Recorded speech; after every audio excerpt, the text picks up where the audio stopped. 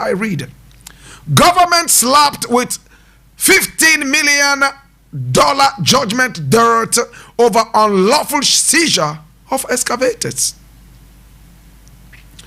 Government slapped with $15 million judgment dirt over unlawful seizure of excavators.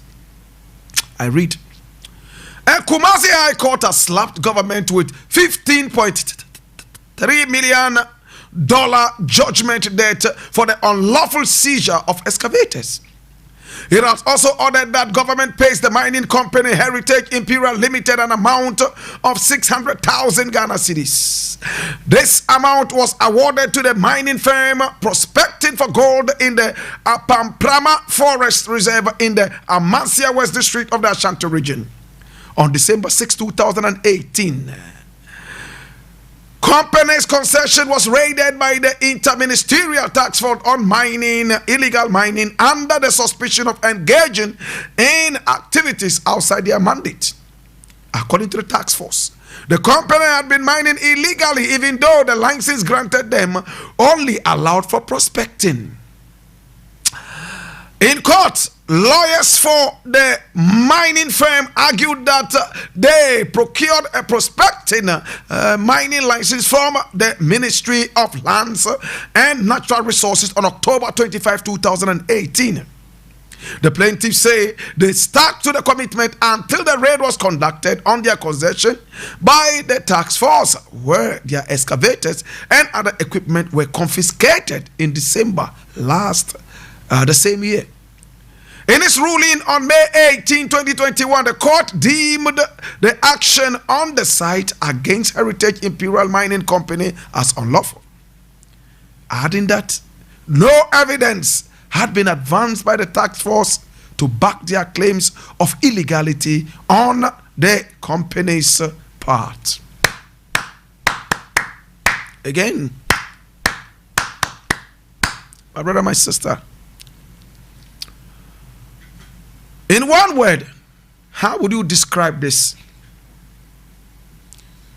Wanton respect or wanton disrespect for the taxpayers' money. Which one?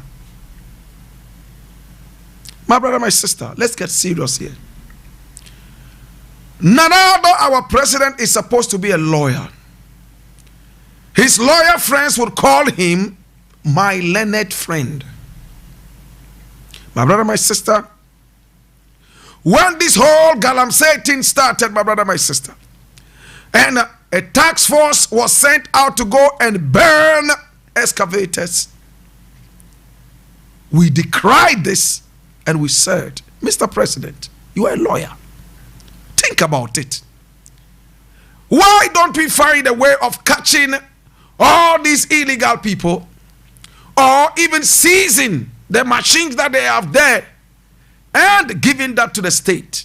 But no, Mr. President came out and made a mockery of himself and made a mockery of us as Ghanaians, told the whole world that the excavators needed to be bent.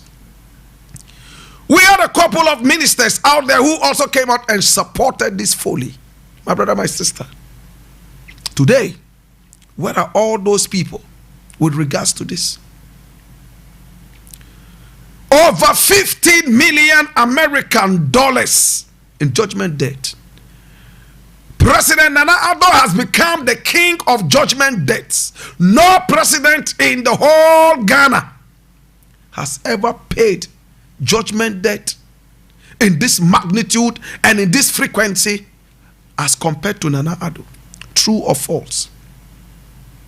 My brother, my sister, right now I'm beginning to think that the president is intentionally doing all these things so that he can raid the ban. In other words, raid the coffers of the taxpayer. My brother, is this another way of paying the boys? 15 point what million American dollars in judgment debt, and many more are still in the courts. Excavators have been bent. We pleaded with Mr. President and said, yes, Galamsey is a terrible thing, we hate it, But Mr. President, can we rather seize the excavators? Mr. President said, no. Set them on fire. And if you are not happy, go to the court. After all, he went to the court, and the United FC gave him a certain kind of victory, my brother, my sister. My brother, my sister. So he has more confidence in the United FC. And for that matter, he is ready to ask any Tom, Dick, and Harry to go face the United FC. Listen, my brother, my sister. Go to court. They've gone to court. They have won a judgment debt of over 15 million American dollars. In the interim, the country is preparing to pay 170 million American dollars in judgment debt to GNPC, whatever it is. My brother, my sister, in the UK. My brother, my sister, as it stands right now, Mr. President is happily doling out money to pay for some of this foolishness. Why do we say it's foolishness? Look at the situation that warranted us to pay 170 million in judgment debt to that British power brokering, power supplying company. Today, as we stand here, my brother, my sister, we have to pay the money. Recently, Mr. President was on a globe trot where he was flying 15,000 pounds an hour in luxury, utmost luxury. He wanted to take a shower in the skies. He wanted to eat 20 times on the plane. He wanted to sleep as much as he wanted and even take a shower up there. When Ghanaians talked about it, all they got was to see crazy soldiers shooting at Ejura demonstrators. What have we done to warrant all this? We come to you humbly. We say, Mr. President, we voted you into power. But the way you are running this country, we don't like it. It's like I pay to sit in a public transport and the driver is overspeeding or is moving too slowly. Don't I have the right to say, hey, Mr. President, my life is at risk. Driver, slow down. Or better still, driver, is the car broken down? Why are you running at 20 kilometers per hour? A bicycle is even running faster than you. What's wrong? All we get when we talk is crazy soldiers shooting and killing us, taking aim at us and killing us. Today, my brother, my sister, apart from the 170 million American dollar judgment debt hovering over our heads, Mr. President is dragging this country into another judgment debt, and that is $15 million judgment debt we have to pay. Is the country moving in the right direction? Don't we need to impeach this president? Do you still consider him as your president? Are you happy to say that this is your president? Where are all the other ministers who were supporting the president on this wild goose chase of burning excavators all over the place? Today, my brother, my sister, judgment debt is here. Remember that that money is not coming from the pocket of the president. Remember that that money Mr. President is going to dole out to pay for this judgment debt is not coming from his family. The president's car will not be sold to pay for this judgment debt. It is coming from you and from me. The tax that we pay, the money that is supposed to come into this country, even if it is via loans and so on and so forth, remember that we are paying this money back. And by the time that these monies are paid back, Mr. President might not even be alive. How many of us are lucky to even reach 77? Here is Mr. President at 77. And he's a specialist borrower. Because he knows that he won't be here to pay the debts. That is when I ask the youth to be smart. You don't support a dead horse or a sleepy horse. When you go to the betting ground, do you bet on a sleepy horse or a dead horse? Our president has gone beyond a sleepy horse to a dead horse. Mahama used to say he was a dead goat. My brother, my sister, Nana Addo has moved from a sleepy horse to a dead horse. Look what is happening to the country. And there are still propagandists, government propagandists, in the name of communicators who are paid to talk, not to think. We see propaganda on social media. A few hoodlums are asked to go on social media and back. They back from morning till night, whilst their elder brothers and sisters are on radio barking like Alsatian dogs all over the place. My brother, my sister, does this country need propaganda? I was told I'm not a part of the army. I've never been a soldier. Neither have I ever been a police. But we have friends who are police officers. We have friends who are soldiers. I was told a few months back, Mr. President decided to increase the salaries of the army people, soldier. Some soldiers went to the bank, and when they saw how much money they had in their accounts, some of them blushed. Some of them became frightened. Some of them were like, what is this? 40%, I'm told, 40% increase. I'm not talking about teachers who all of a sudden have started going on strike. I'm not talking about lecturers. I'm not talking about farmers. I'm not talking about anybody. I'm talking about soldiers. Do our soldiers deserve 40%? If you ask me, I would say they even deserve more. Do our police deserve 40%? I will say yes, they deserve even more. My brother, my sister. But soldiers have been given 40% salary increase, according to the information that I have. Dictators normally satisfy the army first. Dictators and people who have nothing to offer in power, they normally deal with the soldier first. Another thing they do is to fill the army with their own tribal bigots. That's why you need to read history. All the dictators in Africa, Iyadima, filled the Togolese army with his own Cabaret people. If you go to Cameroon, Paul Biya has filled the Cameroonian army with his own ethnic people. All over Africa, Mobutu Sese Seko did the same thing. All over Africa. Today in Ghana, need I tell you that we are having Al-Qaeda join the police and the army right now? Every time we hear about, police enlistment, soldier enlistment, ask yourself, when they pass out, do they start work before another enlistment comes?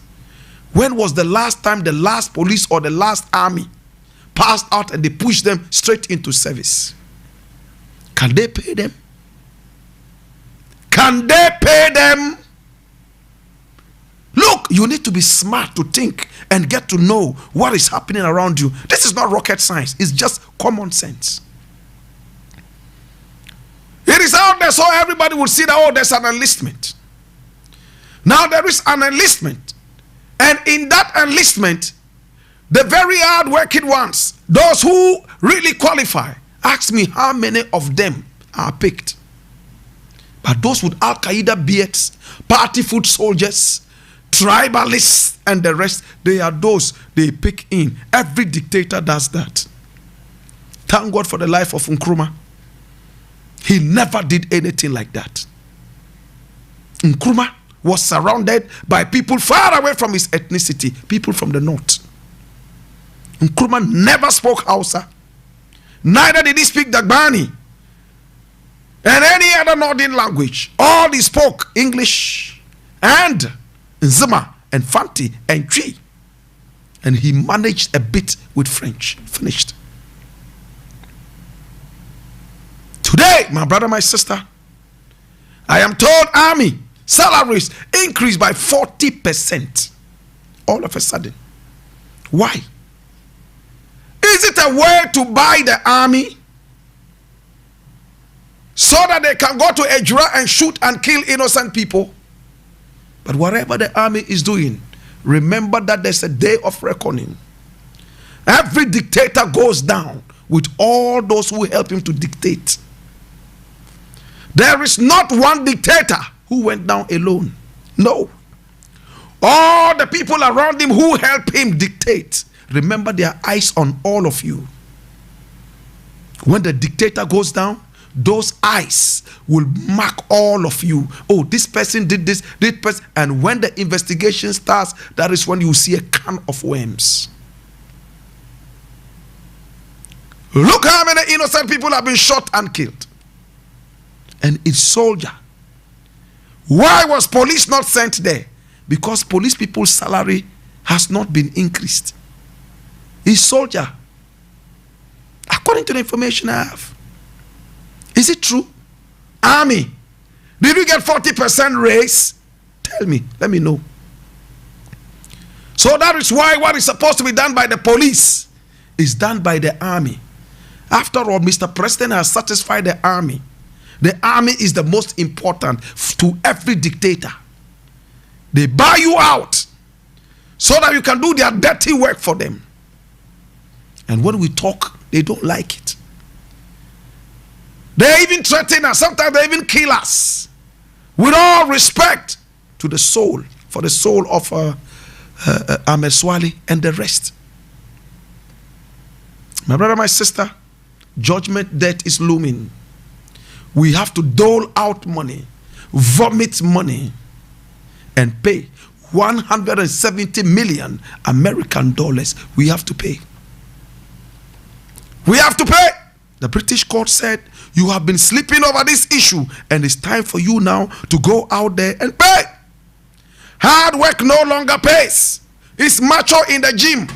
Go there and build your muscles. And the professor is nothing before you. What you earn is more than 100 times what the professor earns. After all, you've built your muscles and you can shoot and kill innocent people. My brother, my sister, hard work no longer pays. Hard work is only a farce right about now. And when we talk about it, they mark us for the next grave. God loves those who speak the truth. The most hated people in our communities are those who speak the truth. Because the truth is bitter and nobody wants bitterness. My brother, my sister, judgment debt is looming. We are paying money. The country is broke. Free HSS. Yes, free SHS has become a farce, an illusion. My brother, my sister, we are paying judgment debt. 15 million plus is going to be paid. Where is the money coming from?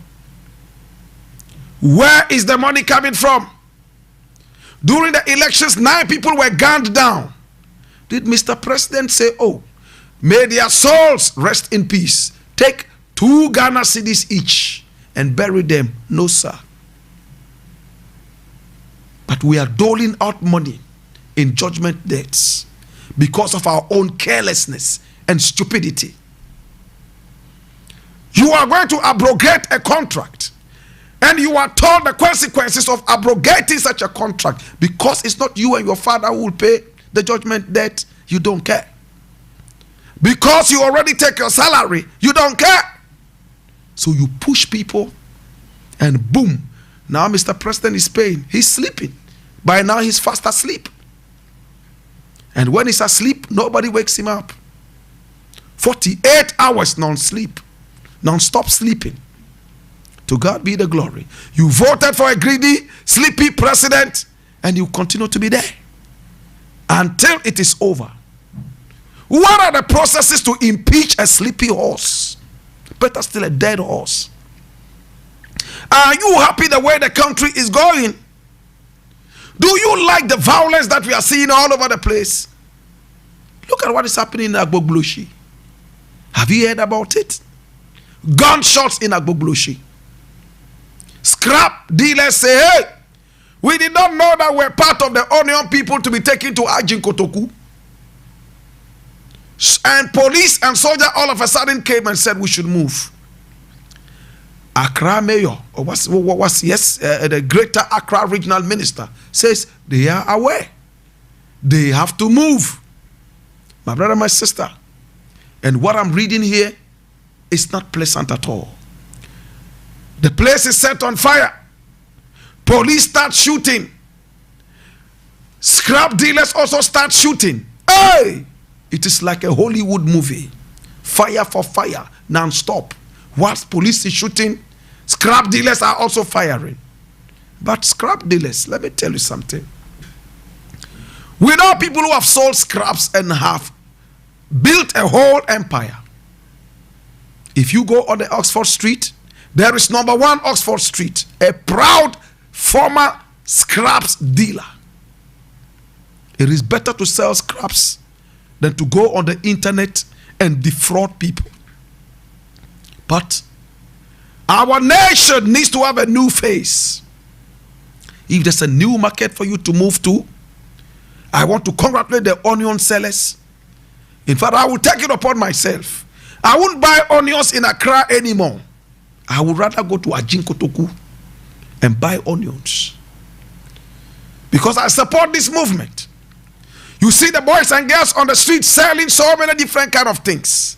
Now boutiques have even moved onto the streets. Now you are driving on the streets and people are holding trousers. They are holding shirts. They are holding whatever in traffic and they are selling that to you. You know why?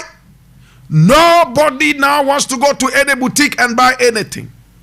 Everybody wants to drive and buy at the same time. Very soon, fufu sellers will come on the streets and pound fufu and sell fufu on the streets. As for kenke, don't ask me about that. People are already selling kenke on the street. Kenke and fish. They package that into a certain brown envelope and they walk around there and they are selling that. Face the wall soon would be on the streets. Wache is being sold on the streets in traffic. Would the sensible people do this? Sensible human beings, would they do this? A street that is meant for motorists now has all of a sudden become a supermarket. And when you say this, some people will say you are insensitive. And I tell you something. Just yesterday, Airport Junction, a car missed the brakes or jammed the brakes and drove straight into those people selling and wiping windscreens on the road and killed 2 of them right in front of the police. Every time a car loses brakes, these people become the sacrifice. Look at what happened at Ashaiman. A year ago, a truck lost brakes and boom, into all these sellers. Why? When there is a market, we all have to support the scraps people and go to where the market is. We all have to support the onion people and go there, or else this exercise is going to be one in futility. Should I say it again? This would be an exercise in futility, my brother, my sister, if we all sit back and look at the onion sellers there, yet we do not go there and buy. They will return to the streets. True or false? Now, my brother, my sister, everything is sold on the street. From stolen watches all the way down to stolen bra. Now they sell bra and panty on the street. Kwami Kenkena is sold on the street. In those days, if we wanted to have a good kenke and fish dinner, we had to drive to some parts of Accra, sit down quietly, enjoy it. Today, no, right on the street. And you claim this is development.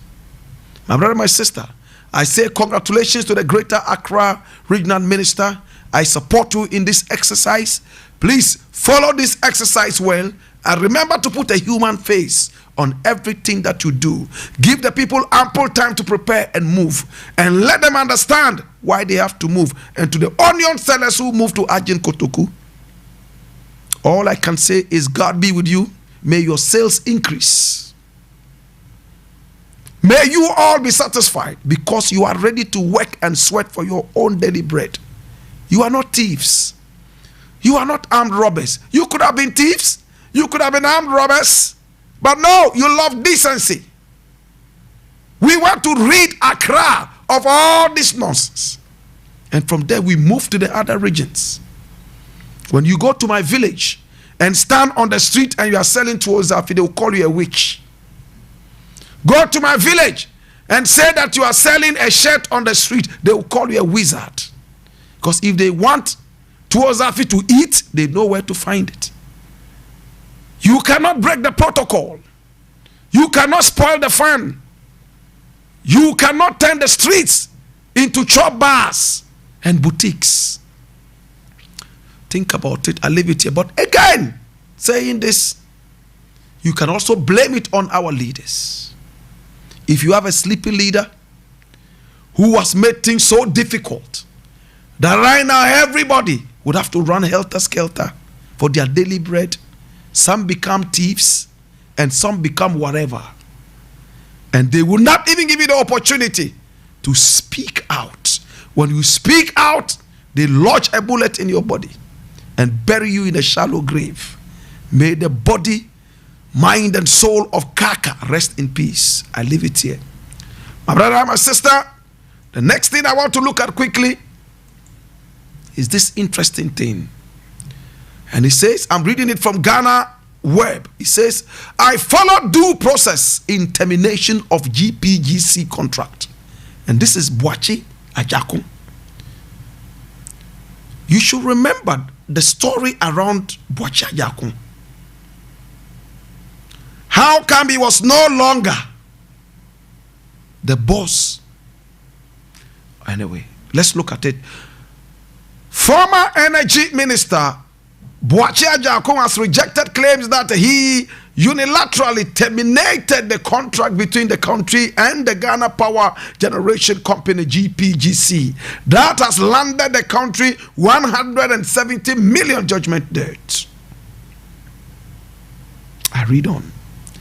He revealed on Net2 TV that it was a decision by cabinet to abrogate the contract and that he only adhered to the recommendations by the cabinet.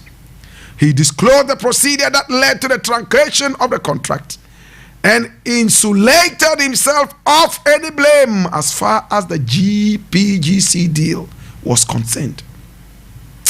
Let me be emphatic that as a minister, I never had the power to terminate any contract. If you don't understand these issues, you would be confused. Cabinet approved. And Cabinet Secretary wrote to me to implement the decision by Cabinet. I wrote to ECG, pointing out some of the issues and asked them to negotiate with the Attorney General to decide on the terms of termination. Listen, he said he looked at the letter from Cabinet, the order, and he realized that a few things had to be dealt with. And he spoke to the Attorney General to negotiate on the terms of the termination. But no,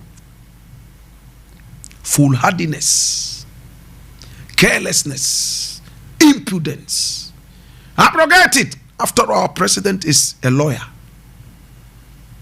They abrogated it, and today we have to pay a judgment debt. Long story cut short. I am glad there's an investigation. I hope this is not another exercise in futility. I hope that this is not another buildings in the sky. I'll leave it here. My brother, my sister. Now, the next thing I want to look at is this thing very interesting. And I'm reading it from City Newsroom. It says, Social Security and National Insurance Trust to save US dollars 17 million through merger with NIA. In other words, Social Security, National Insurance Trust, and the NIA are coming together, and they will save Ghana 17 million US dollars. Listen, how much? 17 million US dollars. Let me take your mind back. They said how much? Remember, 17 million US dollars. Out of this, Mr. President is paying $15 million as judgment debt in Kumasi. It will be left with how much? Roughly $2 million. Can it pay 170 million American dollars for GPGC? But that's not what I want to look at. Look at this. I'm reading this from Modern Ghana, and this was published by the Daily Guide. Daily Guide. It's a pro-government paper. You know that, right? All right. And this was published in 2017 on the 29th day of August.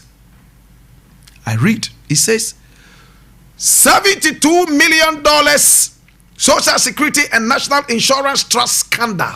SNIT scandal. Iyoko probe IT boss for fake degrees. This 2018, 17, I beg your pardon. How many years ago? 4 years, right? 4 years ago, SNIT was in a scandal amounting to $72 million because they had an IT boss who supposedly had fake degrees. He had degrees from universities that did not exist according to the report. Let me read the story. The man appointed to spearhead the scandal-prone Social Security, National Insurance Trust, multi-million information technology, IT infrastructure, Caleb Afaglo, reportedly has no certificate. I'll leave it here. My brother, the man who was supposed, listen, let me take it again. The man appointed to spearhead the scandal-prone Social Security, National Insurance Trust, multi-million information technology, IT infrastructure, Caleb Afaglo, reportedly had no certificate, has no certificate. When you read the story further, it says the so-called Caleb Afaglo faked all his degrees. Right from first degree, second degree, all the degrees. He did not have a single certificate. What happened to this case? What happened to this case? Caleb Afaglo. What happened to this case? In this country, we are behaving like Alsatian dogs. We back. And when we stop backing, after a few seconds, the matter dies out naturally. Caleb Afaglo, 72 million American dollars. He was the IT boss for the whole nation. SNIT. And he had no certificate. According to the report, he faked all his certificates. And he sat down there draining money from the national coffers. 72 million American dollars. What happened to Caleb? How did the matter end? Is it still in court? What are they really talking about? What level has the judgment reached? Every day, when you read in the news, other people are shot and killed by mad security people. People we pay to take care of us. Now they have more allegiance to the president than they have to us, the citizenry. Forgetting that the president is just an individual. My brother, my sister, Caleb Afaglo, Where has the case gone to? How far? Don't we have the right to know? Caleb Afaglu, is he still here with us? Or have they smuggled him out into a 5-star hotel to chill out and return after a couple of years? What happened to this issue? And today, they are coming to play with our minds. That, oh, they have merged with NIA and is going to save the nation $17 million. That's peanut, chicken change. Can this pay the judgment that Mr. President pushed us into? Can this pay the judgment debt? Can this pay a fabulous 72 million thing? Oh, Jesus. My brother, my sister, it is sad what is happening in this country. And we all need to open our ears. My brother, my sister. We all have to open our ears. Or else at the end of the day, the youth are going to be those who would have to take all this burden. The youth would have to be those who would have to suffer. My brother, my sister, I leave it here. My name is Blakk Rasta, and I want to say thank you so much for coming along. I appreciate you. It's been the Black Pot, where we speak truth to power. When you pray, pray for this country. Never again should the citizens be shot and killed by unprofessional security people. Never again in this country should we have a sleepy, dead horse of a president. Never again in this country should we be taken for a joke like this. I appreciate you. I love you. Guidance and protection.